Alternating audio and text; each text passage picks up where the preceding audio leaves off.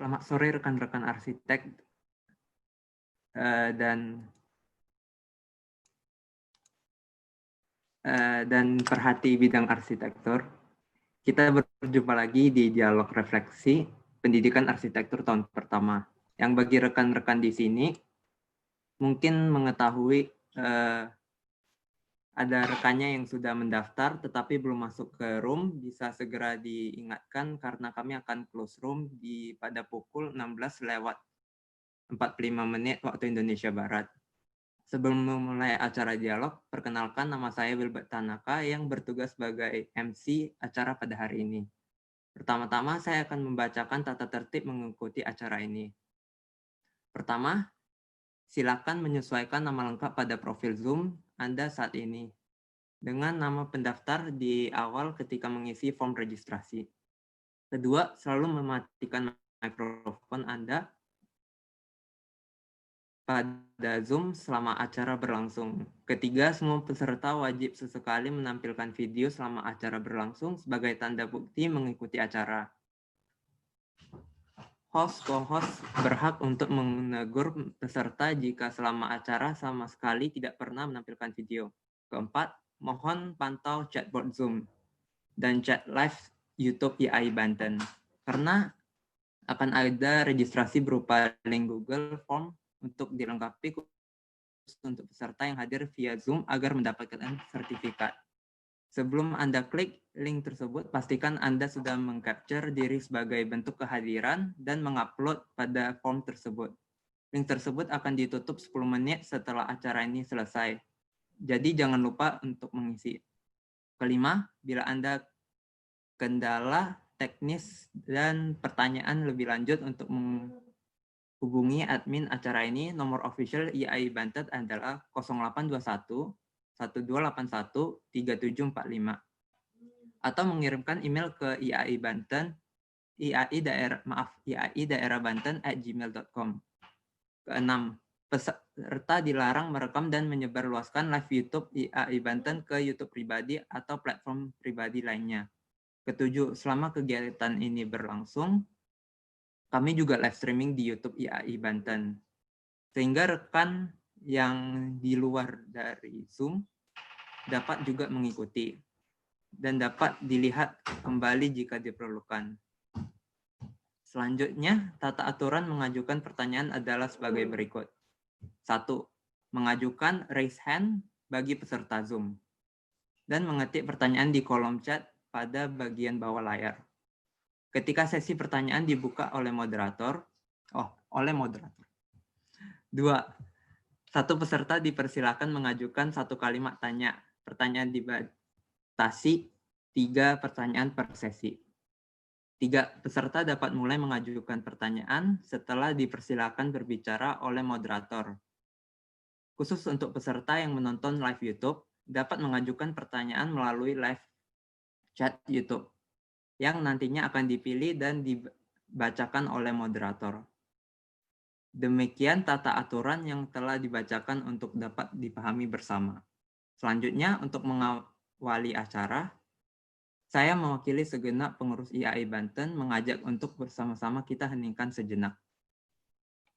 Untuk berdoa sekaligus bersyukur, berdoa bagi kondisi tanah air kita yang mengalami pandemik agar lekas berlalu, supaya kita semua dapat beraktivitas dan beradaptasi dengan keadaan. Tidak lupa pula kita mengucapkan syukur atas kesempatan hari ini. Kita masih bisa berkarya dari rumah. Sebab masih banyak saudara-saudara kita yang masih harus berjuang di luar rumah. Untuk dapat menghidupi keluarganya. Hening dimulai.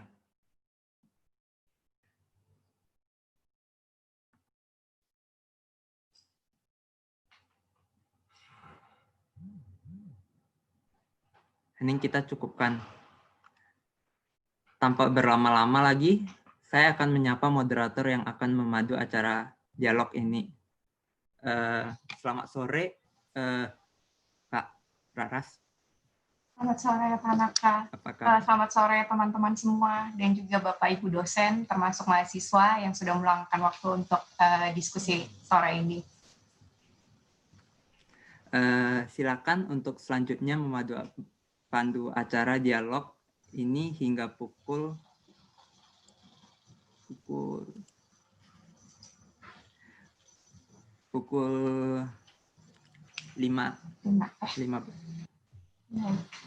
Oke. Mungkin sebelumnya saya ingin memperkenalkan beberapa pembicara di sini karena ada 5 universitas di sini yang kebetulan dari bidang pendidikan IAI Banten mengundang 5 universitas ini karena kebetulan lokasinya ada di Banten, yaitu ada dari UMN, itu ada Bu Irma Desiana, mungkin bisa udah nyalain ininya ya Bu. Ya. Terus juga mahasiswanya ada Theo ya Bu ya. Theo sudah hadir. Ya. Terus yang kedua ada dari UPJ. Dari UPJ ada Bu Ratna. Selamat sore Bu. Dan ada Arimbi mahasiswanya. Arimbi sudah hadir ya. Lalu yang ketiga ada dari ITI, itu ada Bu Estuti, dan juga ada Panji mahasiswanya ya Bu. Iya, tapi Panji belum bisa hadir. Oke, baiklah. Nanti mohon, ya kebetulan ada di urutan yang ketiga ya Bu, nanti masih bisa. Terus selanjutnya ada dari UPH, ada Fioren Vernisia atau Amis di sini, dan mahasiswanya ada Dava. Terus yang terakhir ini kebetulan pendatang baru karena sebagai informasi sebelumnya ini adalah acara kedua dari bidang pendidikan IAI Banten. Sebelumnya ada Keroyok namanya, dan itu ada 4 universitas yang terlibat di situ. Dan untuk acara dialog ini kebetulan ada anggota baru dari Pradita yang diwakilin dari Pak Adrian, dan mahasiswanya ada Andrea. Nah, sebagai pengingat, saya mengingatkan bahwa sebelumnya kita memang pernah ada acara, yaitu Keroyok tadi yang saya sampaikan. Keroyok ini sebenarnya lebih ke arah sewaktu itu untuk sharing tugas mahasiswa akhir. Jadi sifatnya lebih ke arah satu arah dan kita lebih banyak mendengarkan tugas akhir mereka, karena memang ini istilahnya adalah ingin merekatkan antara praktisi dari IAI dan juga dari universitas sendiri, karena tentunya nantinya murid-murid kita yang dididik oleh universitas ini akan masuk menjadi anggota IAI Banten ataupun IAI lainnya gitu. Nah, untuk yang sekarang yaitu judul acaranya adalah dialog, yaitu refleksi pendidikan arsitektur tahun pertama. Dan mengapa dialog? Karena inginnya adalah ini menjadi satu forum diskusi yang 2 arah. Jadi istilahnya adalah bisa ngobrol-ngobrol santai di sini dan juga bisa saling membangun antara universitas satu dengan yang lainnya. Nah, sebelumnya ini apresiasi juga kenapa akhirnya kita memilih tahun pertama sebagai awalan dialog ini, acara ini. Karena saya juga mengapresiasi untuk dosen-dosen tingkat pertama, karena itu merupakan dosen yang kalau di universitas dibilangnya adalah yang paling susah, karena untuk meyakinkan mahasiswa untuk tetap berada di jalur arsitektur itu lumayan susah loh. Karena juga ini juga jembatan dari SMA, mungkin ada jokes yang saya pernah dengar dari salah satu dosen, kalau mungkin dosen tingkat 3 bisa nyalain dosen tingkat 2. Dosen tingkat 2 bisa nyalain ke SDD, sekolah studio dasar. Tapi kalau misalnya dosen studio dasar, mereka nggak akan bisa nyalain ke dosen SMA, ke SMA, guru SMA, karena itu benar-benar memang di tahap awal ini adalah tahap yang memang penting, karena memang mereka juga istilahnya adalah ada transisi ketika dari siswa menjadi mahasiswa. Selain itu juga cara berpikirnya sudah berbeda, karena mungkin ketika masuk arsitektur, kebetulan juga banyak yang sekarang sudah di bawah fakultas desain ya. Jadi mungkin dulu SMA mereka lebih banyak menghafal dan lain-lain, sementara kalau berpikir secara arsitektural, mungkin akan lebih banyak latihannya, lebih banyak berpendapat, lebih banyak berargumentasi, dan itu yang dilatih di sini. Dan mungkin untuk sistem belajar di pendidikan kita saat ini itu sesuatu yang baru. Jadi saya apresiasi juga, dan kita teman-teman di sini juga apresiasi terhadap dosen-dosen studio dasar kita yang sudah hadir sekarang, termasuk juga tadi membawa pola berpikir yang akan dibawa ke tingkat-tingkat selanjutnya. Oleh karena itu, sebagai informasi, mahasiswa yang sekarang akan sharing, itu adalah mahasiswa yang ada di tingkat akhir. Karena mereka juga akan mengevaluasi gimana sih tingkat awal ini bisa berguna untuk tingkat-tingkat selanjutnya. Gitu. Baiklah, tanpa berlama-lama lagi, nanti kita akan langsung masuk ke presentasi saja. Yang pertama kita akan ada presentasi dari UMN, yaitu dari Theodore Daniel dan Bu Irma Desiana. Jadi nanti setiap presenter akan diberi waktu 15 menit, setiap universitas maksud saya, dan nanti juga boleh kalau sekarang sudah mulai ada pertanyaan, boleh diketik di kolom chatnya. Jadi nanti akan dibacakan ketika sesi diskusi, begitu sih. Baik, waktu dan tempat saya persilakan ke Bu Irma. Theodore dulu ya Bu, Theo-nya dulu. Baik. Silahkan Theo. Oke. Sebelumnya saya ucapkan selamat sore untuk rekan-rekan, Bapak, Ibu, dan teman-teman semua. Terima kasih atas kesempatannya. Mungkin saya akan sharing dulu untuk perancangan tahun pertama ya. Kalau di UMN itu seperti apa. Sebentar. Oke. Jadi saya akan menjelaskan dulu untuk kiranya perancangan di tahun pertama. Jadi ada 2 proyek yang saya pengen sharing. Jadi yang pertama itu sebenarnya ada 2 dalam waktu 1 semester itu kalau yang pertamanya. Yang pertama itu ada tugas untuk memvisualisasikan dari cerita novel yang dibentuk ke dalam sebuah ruang. Cuma untuk yang itu saya datanya kebetulan udah hilang, jadi jadinya masukin ke proyek yang keduanya. Nah, proyek yang keduanya itu saya masukin dari tugas dari dosen itu adalah membuat ruang untuk pekerja kreatif, di mana mereka banyak habisin waktunya di studio mungkin untuk ngotak-ngatik kerjaannya mereka, dan kita sebagai mahasiswanya itu diminta juga untuk mewawancara, mencari data dari senimannya atau pekerja kreatifnya.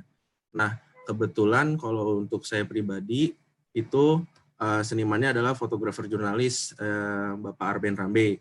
Nah, kebetulan untuk tahapan pertamanya saya itu bersama dengan teman-teman dalam tim mewawancara dulu kebutuhannya seperti apa, terus rutinitasnya itu seperti apa, lebih mencari tahu aja sih kayak kebutuhan ruangan kayak apa.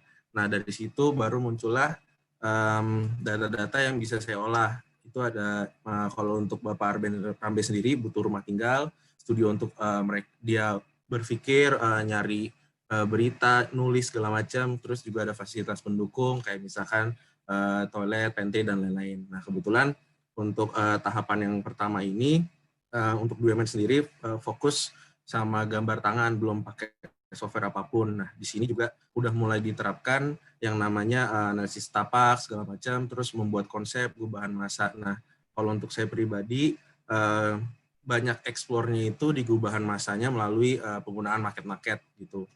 Nah, terus kalau dari perancangan yang awal-awal seperti ini sih belum begitu dalam. Kebetulan juga di UMN saya angkatan pertama, belum ada kakak kelas, jadi istilahnya masih banyak ngerabanya gitu, dan juga kan belum ada koneksi dengan universitas lain gitu. Nah, jadinya inilah hasil awal-awal dari UMN gitu. Kalau untuk yang tahun-tahun belakangan ini sih udah lumayan berbeda jauh ya dari yang awalnya. Nanti mungkin Bu Irma juga bisa menambahkan. Nah, jadi seperti itu aja sih kalau misalkan untuk yang tahap pertama. Kalau ini yang mungkin ke PA2-nya itu membuat hunian di lahan sempit 4x18 meter.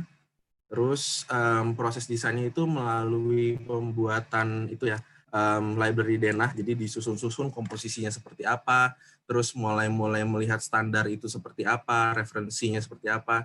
Jadi udah mulai lebih dalam lagi, udah mulai ngikutin standar segala macam. Kalau yang di awal itu tadi PA pertama itu lebih banyak ke eksplorasinya gitu, lebih banyak ke brainstormingnya, gimana sih membuat sesuatu yang menarik, terus menginterpretasikan tentang kebutuhan ruang itu seperti apa, orang-orang kreatif tuh bentukan bangunannya itu seperti apa gitu. Kalau yang kedua ini, proyek yang kedua ini lebih ke fungsionalnya kalau menurut saya gitu. Nah, kebetulan kalau yang di sini juga di UMN udah mulai diajarin memakai software Rhinoceros itu untuk membuat gubahan massa, terus untuk produksi gambar kerjanya mulai pakai AutoCAD gitu. Nah, kalau untuk laternya sendiri nanti bakal ditambahin buat ke BIM, ArchiCAD, Revit, dan lain-lain gitu. Mungkin itu aja kalau dari saya. Next-nya ke Bu Irma. Terima kasih. Ya, terima kasih Theo. Selamat siang Bapak Ibu, terima kasih atas waktunya. Saya izin untuk share screen dulu. Ya, melanjutkan dari Theo. Studi tingkat 1 atau semester 1-2-nya UMN itu seperti apa sih? Kalau misalnya kami lihat lagi gitu kan ya, dari rentan 8 semester 7 itu dari awal, dari rektorat diminta untuk dikosongkan untuk internship. Yang dimana nanti semester 8 itu dipergunakan untuk tugas akhir, sehingga cuma ada waktu untuk 5 perancangan arsitektur, sehingga nanti di semester 1-nya itu belum ada perancangan arsitektur, tapi dasar-dasar untuk ke perancangan arsitektur berikutnya, yaitu visual art sama communication technique in architecture. Nah, visual art itu ngapain sih? Lebih kayak mengeksplorasi membuat mahasiswa lebih kreatif intuisinya melalui komposisi 2 dimensi, 3 dimensi gitu kan. Lebih supaya mereka berani eksplorasi bentuk melalui berbagai macam media dan material. Nah, di sini juga mereka juga udah mulai bermain warna. Kemudian yang kedua, communication technique in architecture. Lebih ke teknik komunikasi. Itu banyak sih materinya tuh communication technique in architecture gitu kan ya. Lebih komunikasi visual, verbal, human body movement, kemudian media foto, gambar bentuk, model, sama gambar arsitektur. Nah, dari semester 1 pindah ke semester 2, yaitu ada perancangan arsitektur 1, itu ada 2 proyek. Yang proyek pertama itu ruang gerak berdasarkan kebutuhan dan pengalaman ruang. Kemudian di sini lebih ke ruang gerak yang mengeksplorasi rancangan berdasarkan gerakan dan taktilnya itu seperti apa. Nah, di sini mereka diharapkan mendapatkan suatu besaran dan bentuk ruangnya dari pergerakan, dari kualitas dan pergerakan yang mereka ambil satu scene itu dari novel sebenarnya. Nah, dari sini mereka diharapkan bisa menerjemahkan dalam elemen arsitektural, sehingga mereka bisa mencobanya ke dalam model 1:1. Proyek yang keduanya adalah ruang kreatif bagi individu kreatif. Di sini sudah mulai dikasih klien dan dikasih tapak sebenarnya, sehingga di sini mereka lebih eksploratif ke butuh ruang yang seperti apa sih, kualitas ruangnya seperti apa sih, sehingga mereka diharapkan nanti perancangannya bisa mereka transfer dalam bentuk ide-ide desain yang seperti yang tadi Theo jelaskan. Nah, kemudian gimana nih caranya yang pada semester 1 gitu kan. Semester 1 tuh tujuannya supaya anak-anak kreatif, intuitif, teknikalnya bisa, eksploratif. Ya, kita berikan kebebasan sih sebenarnya, kita kasih stimulus, latihan, ragam teknik, kritik, dan lain-lainnya. Sedangkan yang semester 2-nya, itu tujuannya itu supaya bisa mengolah kualitas ruang, ruang kreatif, dan ruang gerak. Caranya itu di mana ya, mereka harus mengenali antropometri gitu kan, kemudian ada ergonomi, dan lebih ke imajinatifnya. Nah, ini contoh hasil karya yang semester 1 untuk yang visual art, yang 2 dimensinya. Mereka eksplorasi nggak bentuk, harapannya sih nanti pas di yang berikut-berikutnya mereka bisa eksplorasi lebih banyak. Ini communication technique, contoh hasilnya. Nah, ini adalah salah satu contoh karya proyek 1 untuk perancangan sektor 1 pada semester 2. Nah, di sini seperti yang sudah disebutkan tadi, mereka diminta untuk membaca novel dari satu scene yang menarik buat mereka sebenarnya. Mereka coba melakukan simulasi gerak sesuai dengan yang scene yang mereka tangkap itu sebenarnya. Nah, dari situ mereka juga mereka menggambarkan perubahan geraknya tuh, si human body movement-nya sebenarnya mereka sudah pelajari di teknik komunikasi arsitektur. Dari situ mereka juga mulai mendefinisikan kualitas ruang seperti apa sih supaya perasaannya, supaya gerakannya menjadi seperti itu gitu kan desainnya. Setelah mereka bikin kualitas ruangnya seperti apa, eksplorasinya dalam bentuk model kecilnya seperti apa, mereka baru bikin yang 1:1. Nah, dari 1:1 ini adalah salah satu contoh desainnya. Nah, ini adalah ketika ujian mahasiswa kelompok lain mencoba hal tersebut. Sebentar. Jadi di sini adalah satu mahasiswa yang mencoba bagaimana sih pergerakannya dan kualitas ruang yang dibuat oleh mahasiswa yang mengerjakan desain tersebut. Yang di akhir harusnya ada jebakan yang harusnya membuat dia lebih menunduk.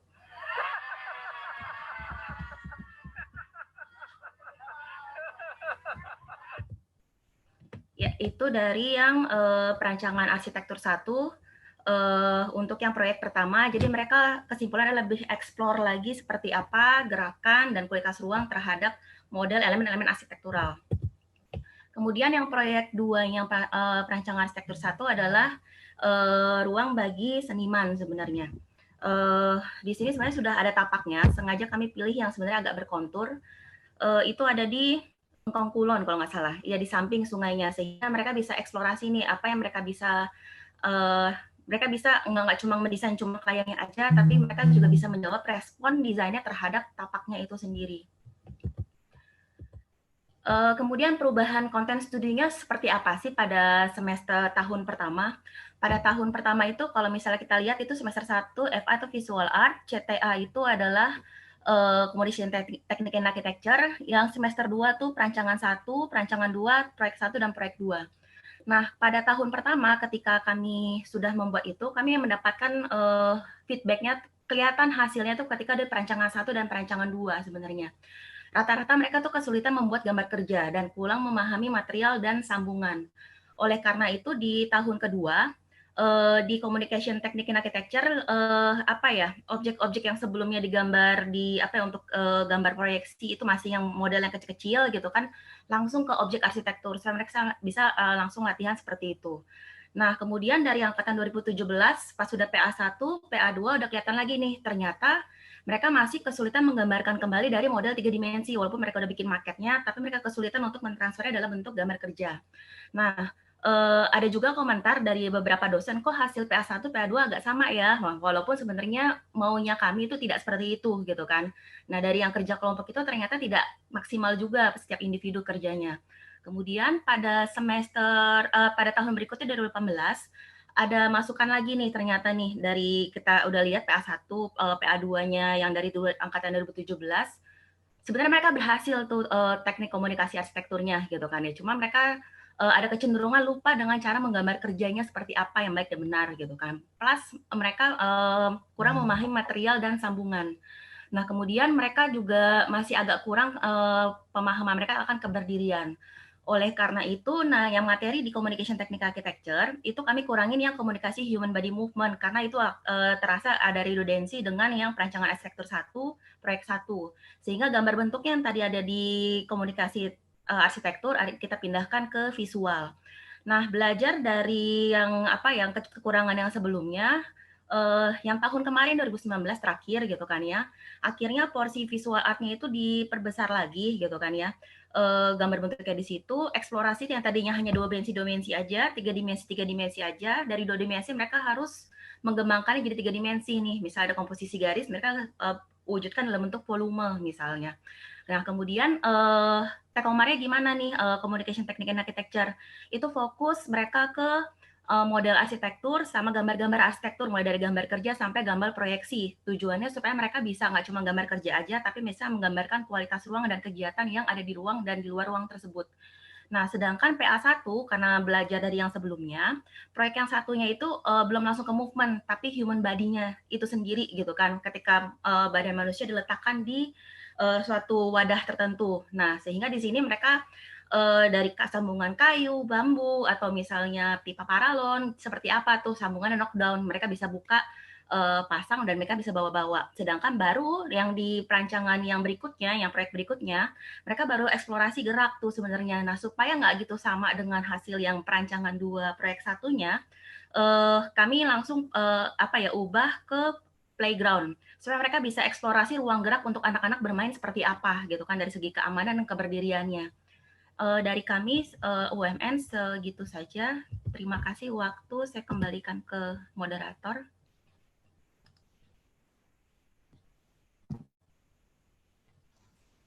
Terima kasih Bu Irma dan Theo. Mungkin saya menambahkan juga sih, nanti mungkin dari pihak mahasiswanya juga boleh kalau mau ditambahkan tentang refleksinya. Sebenarnya waktu tingkat 1 belajarnya, apakah waktu itu kalian tidak mengerti atau misalnya bingung atau baru bisa merefleksikan, oh maksud dari tujuan pernah dapat A di semester sebelumnya tuh karena ini ya, baru terasa aja di tingkat 3 mungkin baru sadar, oh dulu ternyata pelajaran ini tuh membantu saya untuk menemukan misalnya gubahan bentuk atau dan lain-lain gitu. Itu boleh ditambahkan sih, jadi nggak cuma cerita soal tugas-tugasnya. Oke, kita langsung ke presenter kedua, yaitu dari UPJ ya, ada Arimbi dan Bu Ratna. Oke, silahkan Arimbi kalau mau share screen-nya.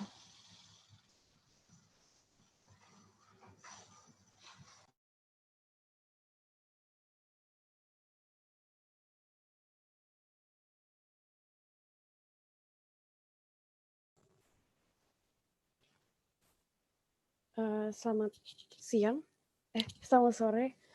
Perkenalkan, saya Arimbi Alessanaro dari Universitas Pembangunan Jaya. Pertama-tama saya ingin berterima kasih atas kesempatannya.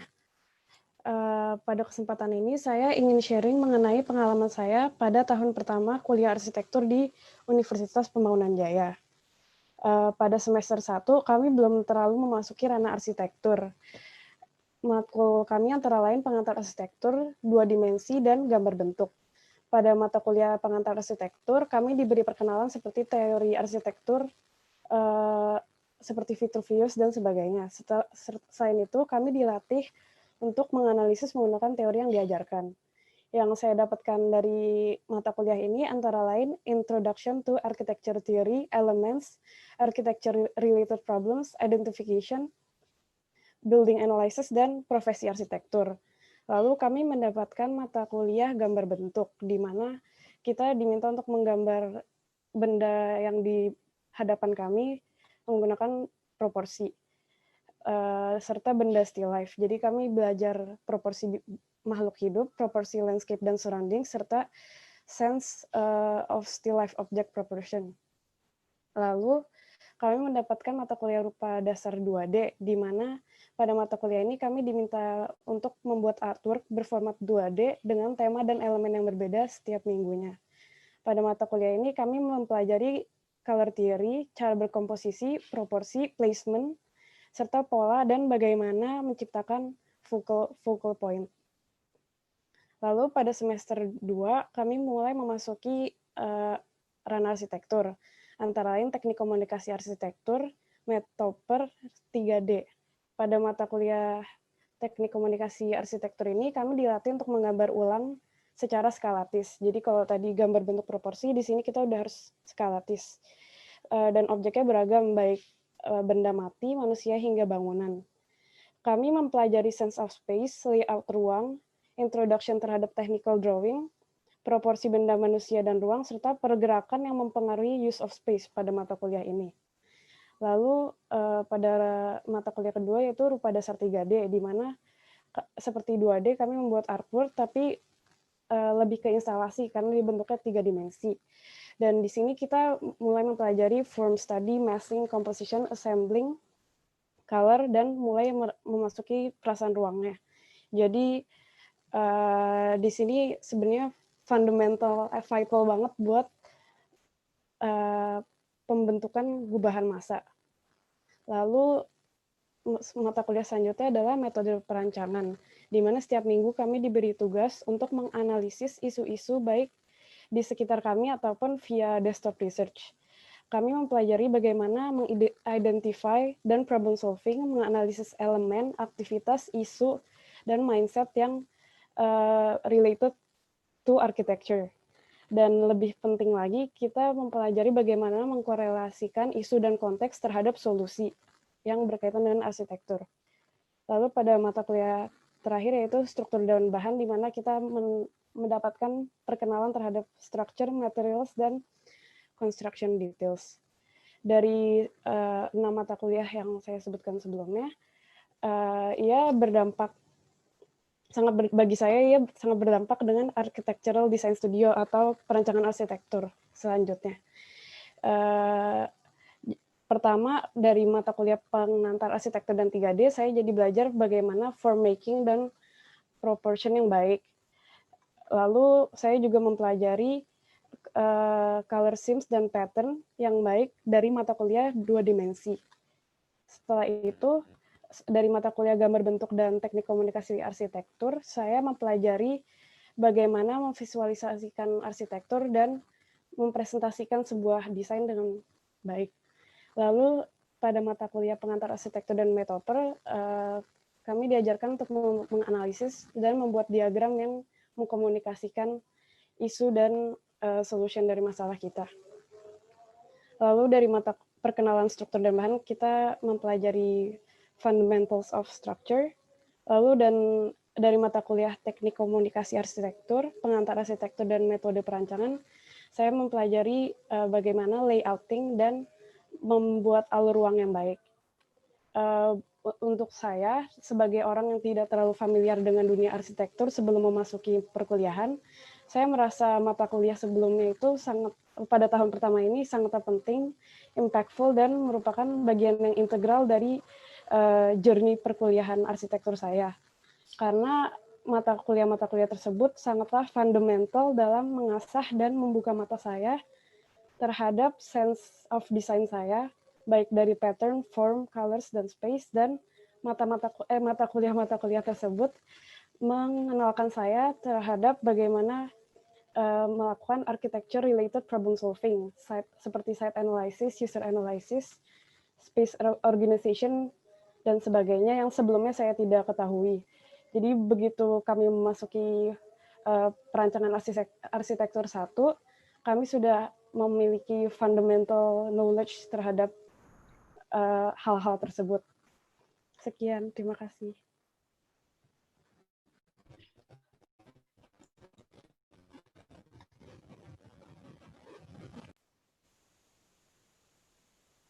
Baik, langsung saya lanjutkan saja, Mbak Saras. Oke. Terima kasih Arimbi. Tadi Arimbi sudah menyampaikan bagaimana di pengalaman Arimbi selama berkuliah di tahun pertama ya. Sebelumnya perkenalkan, saya Ratna Safitri dari Universitas Pembangunan Jaya. Memang saya mengampu spesialis di perancangan awal gitu ya. Saya akan sedikit share untuk menambahkan apa yang tadi Arimbi sudah sampaikan.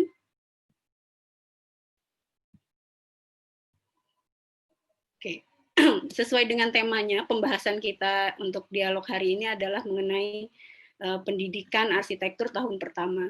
Jadi mungkin kami mengupasnya agak sedikit berbeda tadi dengan Bu Irma dan Theo di UMN gitu ya.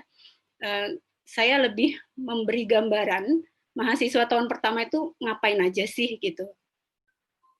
Nah, di kurikulum tahun pertama, porsi untuk mata kuliah arsitektur itu boleh dibilang separuh-separuh gitu ya. Jadi banyak sekali mata kuliah titipan untuk yang kecakapan hidup ini kalau merujuk pada kurikulum. Jadi yang bahasa Indonesia, bahasa Inggris dan seterusnya.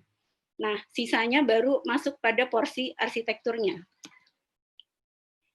Apa yang kita berikan di tahun pertama adalah sebenarnya bagian-bagian di mana nanti semuanya mereka akan gunakan pada saat masuk ke perancangan pertamanya. Jadi mereka mampu berpikir komprehensif.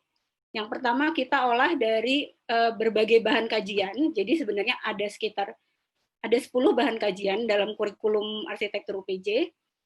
Salah satunya adalah kemampuan olah seni. Nah, ini yang kita maksimalkan di tahun pertama. Jadi kita kenalkan dengan seni. Di sini ada mata kuliah rupa dasar 2 dimensi, mata kuliah rupa dasar 3 dimensi, dan menggambar bentuk. Untuk contohnya tadi sudah diberikan sama Arimbi. Kemudian untuk berikutnya ada mata kuliah namanya teknik komunikasi arsitektur. Ini bagaimana mahasiswa mempresentasikan karyanya sejak dari karya pertama mereka gitu.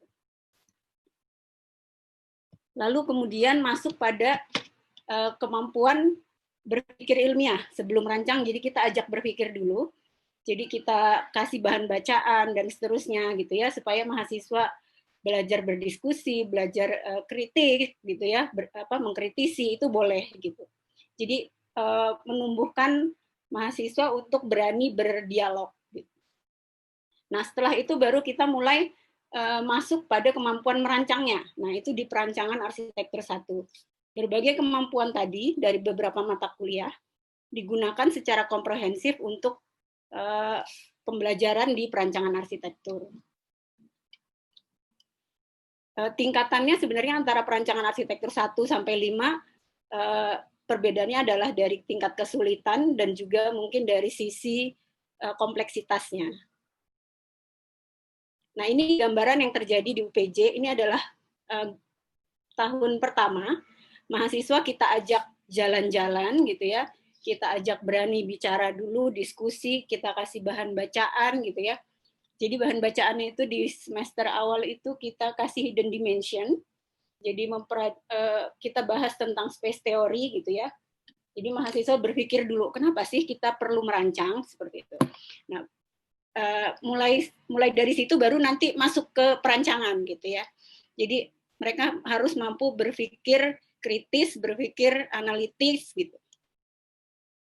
Nah, ini yang bagian mengasah seninya tadi, karena kan bagaimanapun arsitektur itu adalah teknik dan seni ya. Jadi seni itu diasah memang di tahun pertama gitu.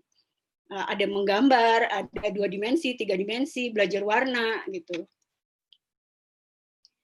Nah, ini bagaimana juga kita membuat suasana itu tidak hanya melulu ada di studio gitu. Kalau di studio bentuknya kotak ya. Terus walaupun di UPJ pemandangannya cukup luas gitu ya, tapi rasanya mengeksplor ruang di luar akan lebih menyenangkan. Jadi kita sebisa mungkin menggunakan fasilitas yang ada di kampus.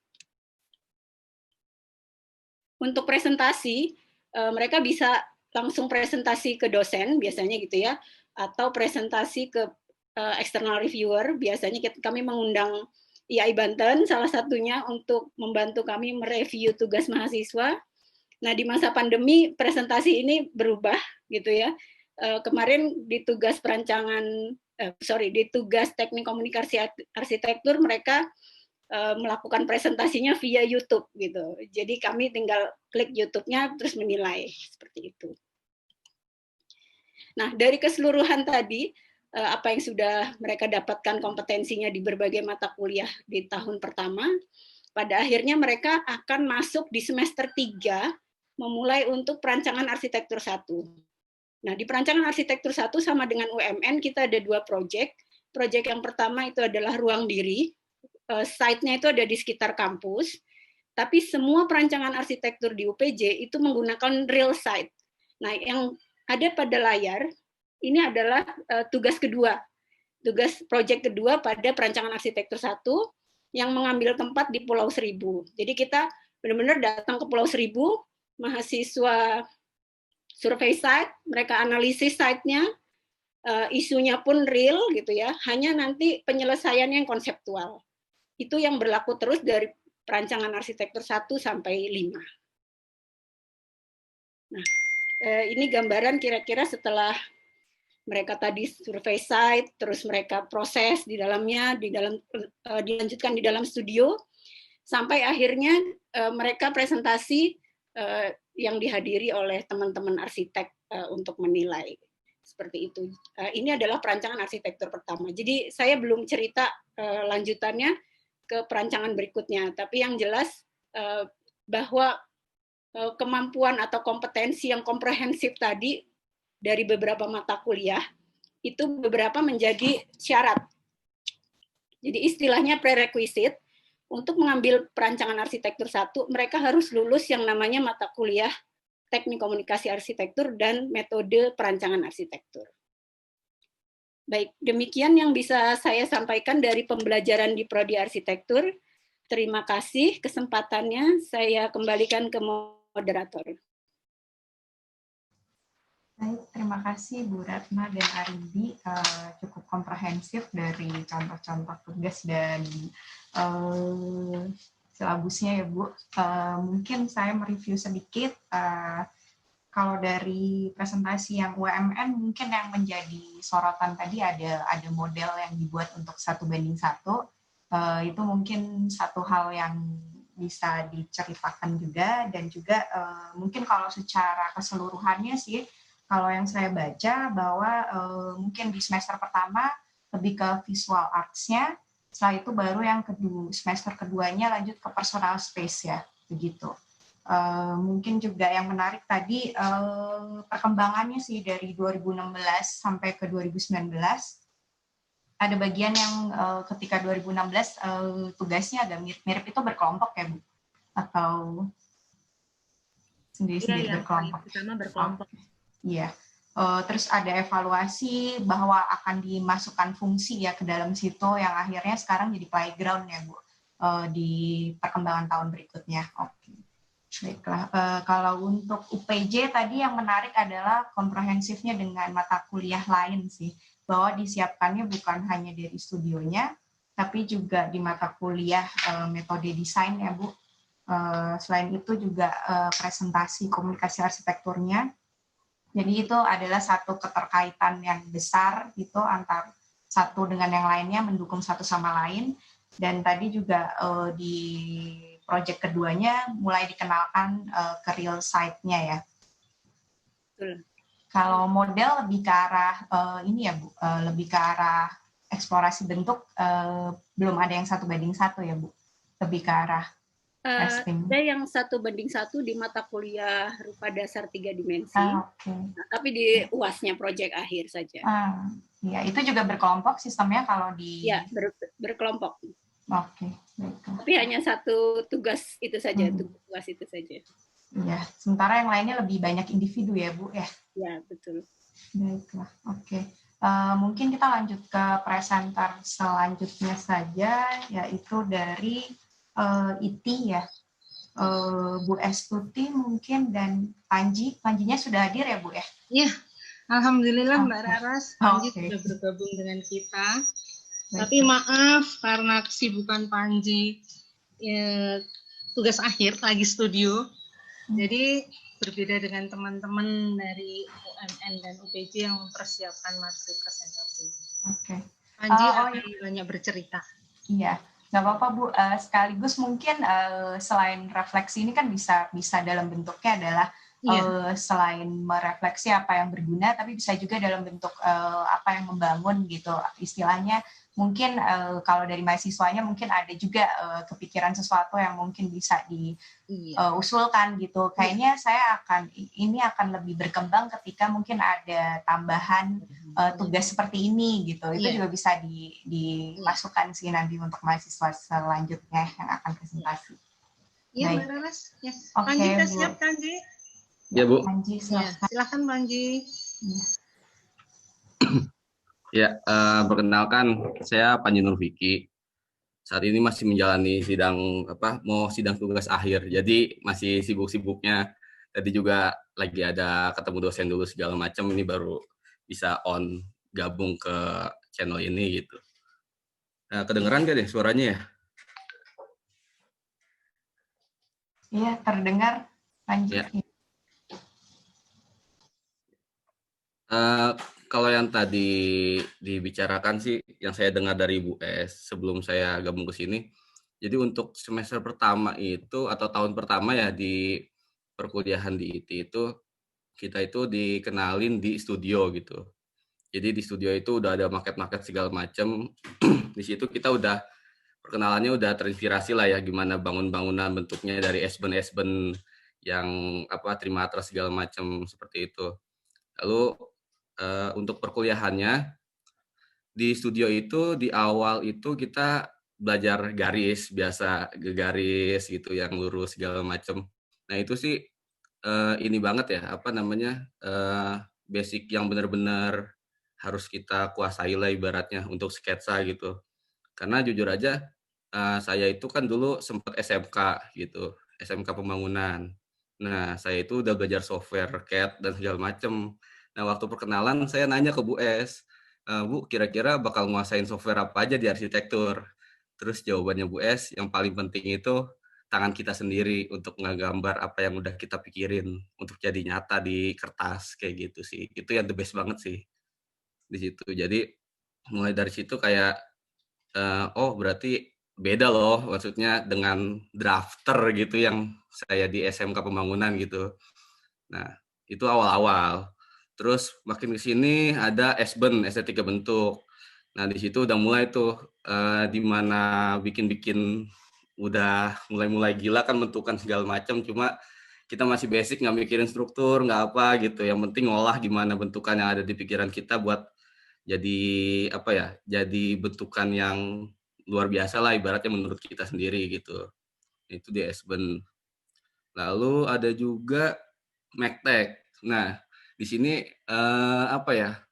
Di sini emang kayak beradu gitu nggak sih? Jadi ketika SBEN kita disuruh ngelupain struktur, ngebangun, pokoknya ya bikin apa bentukan yang bagus segala macam. Ketika Mektek ini bebannya harus kayak gini, kayak gini, kayak gini, kayak gini gitu. Kayak gitu sih. Jadi kayak wah ini sebenarnya gimana nih gitu. Mikirannya harus kemana gitu fokusnya. Nah di situ udah mulai apa ya terbentuk gitu. Ini apa yang harus kita lakuin gitu di arsitektur gitu.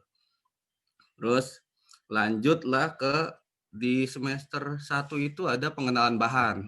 Jadi buat teman-teman yang dari SMA itu kan yang namanya apa ya batu kali kayak gitu atau apa ya ibaratnya semen campuran segala macam kan apa sih batu kali apaan sih gitu. Nah di situ kita mulai belajar gitu kayak bambu tuh elastis segala macam karena mungkin beda kali ya tiap kuliah. Kalau di IT itu pengenalan bahannya yang kita pelajari, yang saya pelajari waktu itu angkatan kita dia itu lebih ke tropis karena IT itu kan tropical ya, tropical building. Jadi kayak bambu, kayak kayu, kayak material-material yang harus kita lestarikan, yang harus kita apa ya? Ya emang bangunan Indonesia, bangunan Nusantara gitu ibaratnya kayak gitu.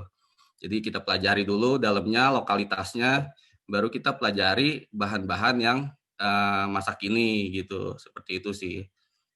Lalu terakhir itu baru dituangnya di studio 1 waktu itu. Di studio udah tuh gambar segala macam, tapi di akhir-akhirnya udah mulai puyeng tuh, potongan segala macam. Nah yang SMA kan pada bingung tuh, potongan gimana sih, potongan gimana? Potongan tuh kayak lu ngelihat di dalam bangunan, terus tembus pandang, ada pondasi, ada kolom. Emang kolom yang mana sih? Kolom yang mana? Pondasi yang mana? Kayak gitu kan ribut di situ tuh, bikin potongan. Sedangkan US, ayo bikin potongannya kan udah belajar di gamtek gitu, di gambar teknik gitu. Tapi masih ada yang masih belum connect di situ emang gitu. Nah, udah mulai semester 2 semester 2 ya di tahun pertama itu baru udah mulai apa ya? Kita udah mulai tahu gitu bangunan. Oh, yang struktur itu kolom, yang dinding itu partisi gitu. Terus ada rimbak disatuin kayak gitu-gitu sih. Terus di semester 2 itu kita studionya udah mulai bikin apa ya waktu itu ya? Oh, itu restoran tradisional. Jadi karena kembali lagi kita tropical gitu ya building, jadi mungkin pada saat itu dosennya bikin kita untuk lokalitas gitu. Jadi ada yang restoran Sumatera, ada yang restoran Sunda kayak gitu-gitu deh. Terus ada yang lesehan. Kenapa lesehan? Udah mulai beda lagi pertanyaannya dari semester 1 yang kita ditanya apa, terus pas semester 2 kita ditanya kenapa gitu. Kenapa harus lesehan gitu? Kenapa harus ada kobokan makan? Ya kan? Kenapa nggak nyediain apa namanya? Wastafel aja gitu. Kenapa harus kobokan? Gitu. Kenapa kalau misalnya di Padang piringnya harus banyak di bawahnya gitu ke meja? Kenapa nggak prasmanan gitu? Ruang-ruangnya kenapa kalau yang private di mana? Misalnya orang mau ngobrolin soal rekening di mana? Di restoran. Kalau misalnya orang yang bawa anak kecil berkeluarga berarti anaknya harus ada tempat bermainnya segala macam kayak gitu. Itu udah di semester 2 sih. Udah ditanya kenapa gitu. Jadi semester 2 itu udah belajar sampai ke apa ya, si penggunanya terutama penggunanya dari anak kecil dari mana segala macam dan fungsinya itu terakomodasi nggak di bangunan yang kita apa ya di studio 2 waktu itu. Itu restoran Nusantara temanya. Itu sih di tahun pertama. Ya mungkin karena baru datang jadi nggak bisa cerita banyak ya karena nggak nyimak juga. Coba dari teman-teman atau dari moderator gimana? Mungkin ada tambahan? Kurang lebihnya kayak gitu sih. Coba kecepatan ya? Kecepatan ya? Enggak, Panji. Ada lagi, Panji, yang mau disampaikan? Kayaknya itu Bu, nanti kalau misalnya tambahan mungkin bakal ingat sendiri gitu ya Bu, kalau udah disinggung-singgung dikit gitu. Kan udah lama gitu jadinya rada-rada lupa gitu lah ibaratnya. Tapi masih untuk apa ya, untuk sampai sekarang di tugas akhir itu berguna banget sih, maksudnya awal-awal semester awal di mana pengenalan bahan sampai sekarang pun kayak apa ya, bahan-bahan lokalitas gitu masih sering banyak digunain sama mahasiswa-mahasiswa di IT untuk merancang bangunan gitu, walaupun hanya sebatas kayak entah itu sintetis sebagai fasad bambu gitu, seperti di bangunan BINUS, contohnya kayak gitu di BINUS Alam Sutra itu di IT masih banyak mahasiswa yang menggunakan lokalitas-lokalitas itu untuk jadi suatu yang estetik gitu, jadi nggak ketinggalan zaman, itu sih.